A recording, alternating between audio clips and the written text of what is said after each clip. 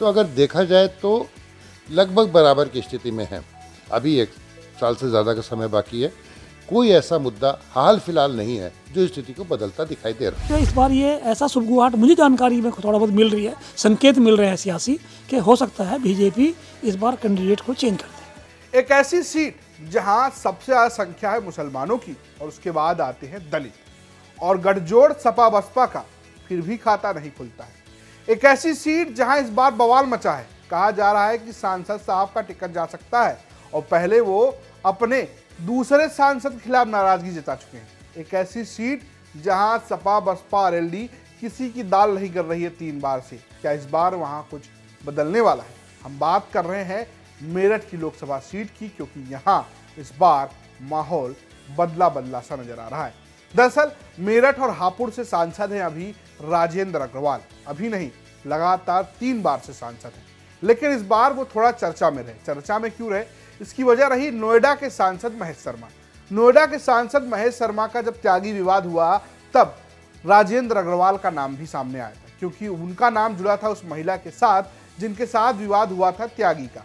और उसी विवाद के बाद थोड़ी नाराजगी अग्रवाल समाज ने भी जताई थी और थोड़ी नाराजगी त्यागी समाज में भी आई थी।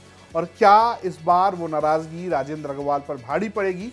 ये बड़ा सवाल है, क्योंकि पिछले चुनाव से तो जीत तो गए थे, लेकिन जो उनका मार्जिन था वो 7,000 के करीब था और ये माना जा रहा है कि इस बार उनका पत्ता कट सकता है, ऐसा स्थानीय पत्रकार कह रहे हैं। लेकिन इस सीट पर ऐसा क्या है कि जब मुसलमान भी ज्यादा हैं, दलित भी ज्यादा हैं, तब भी बीजेपी लगातार चुनाव जीत रही है? पहले हम आपको बताते हैं इस सीट के जाति समीकरण के बारे में। एक अनुमान के मुताबिक इस सीट पर करीब 5,50,000 मुस्लिम है, वहीं दलितों की संख्या करीब 3 लाख है, वैश्य 2,25,000 है, ब्राह्मण 1,50,000 है, जाट 1 लाख है और गूजर 90,000 के करीब बताए जाते हैं। बाकी राजपूतों और अन्य जातियों की संख्या भी यहाँ पर ठीक ठाक है।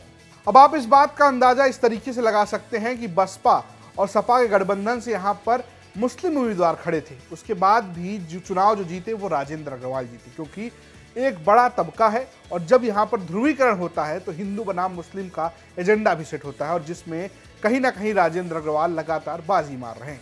लेकिन क्या इस बार भी ऐसा होगा?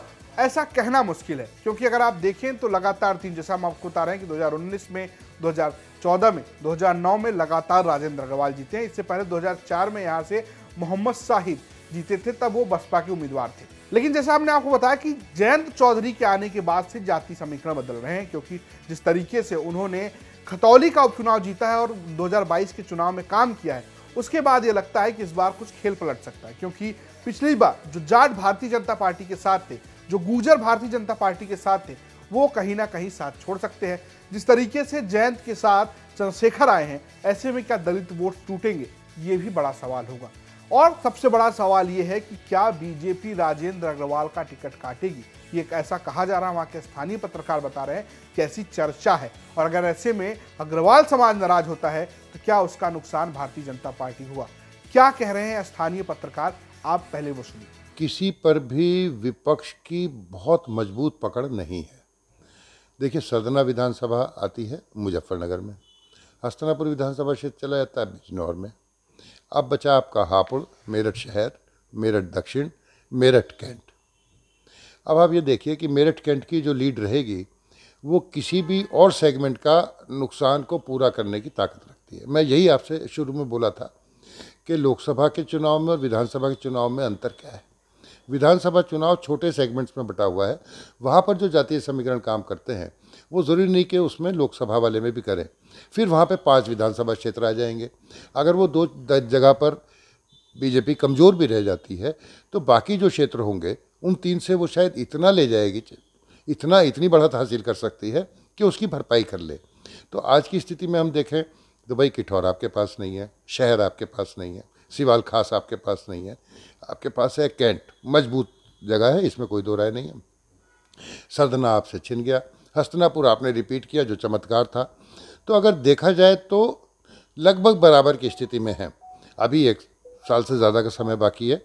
कोई ऐसा मुद्दा हाल फिलहाल नहीं है जो स्थिति को बदलता दिखाई दे रहा हो। समाजवादी पार्टी के साथ मुस्लिम का एक बड़ा हिस्सा बहुत बड़ा हिस्सा जो है, जो सबसे बड़ा का हिस्सा कहते हैं, वो समाजवादी पार्टी के साथ अभी भी है, 19 में भी था, 22 में भी था और आगे भी रहने की उम्मीद है। अगर कांग्रेस के साथ पूरी तरह डाइवर्ट नहीं होता, अगर और अदर वोट नहीं लगता है, अगर अदर वोट लगेगा कांग्रेस के साथ तो मुस्लिम हो सकता है उधर 2024 में नेशनल राजनीति के परिप्रेक्ष्य में देख ले जा सकता है, मेरठ की बात कर रहा हूँ प्रॉपर। लेकिन अगर वैसे हम बात करेंगे तो सिर्फ यहाँ मुस्लिम का बड़ा हिस्सा समाजवादी पार्टी के साथ मेरठ में, और किसान से जुड़ा हुआ चीज़ वो जाट है, कुछ गुजर है, जो गुजर का अभी लोकदल वगैरह ने कार्ड खेला है, वो साथ जो जा सकता है लोकदल के, और दलितों का हिस्सा जो पहले मैं बात कर रहा था वो फिर उसके साथ, तो वही सिनेरियो है यहाँ भी, भाजपा और गठबंधन। तो स्थानीय पत्रकारों की माने तो बीजेपी और विपक्ष के लिए भी मामला यहाँ पर 50-50 का है, लेकिन बीजेपी कहीं ना कहीं भारी नजर आती क्योंकि उनके पास नरेंद्र मोदी का चेहरा है। लेकिन अगर स्थानीय मुद्दे, स्थानीय समीकरण हावी होते हैं, अगर अखिलेश और जयंत साथ मिलकर कोई अच्छा फैसला लेते हैं तो यहाँ पर बीजेपी के लिए मुश्किल हो सकती है। ये तो रही बात मेरठ सीट की। ऐसी ही हम आपको 80 लोकसभा सीटों के बारे में बता रहे हैं।